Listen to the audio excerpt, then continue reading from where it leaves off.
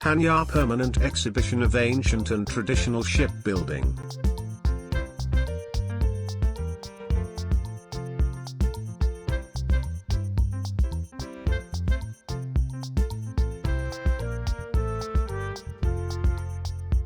An important step in the development of the museum is the concession of one of the Venetian shipyards Moro in the old harbour of Chania for the creation of the permanent exhibition.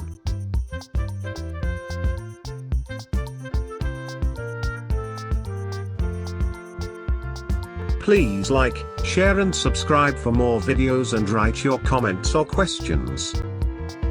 Partial restoration of the shipyard was carried out with the assistance of organizations and individuals who responded to a relevant appeal by the museum.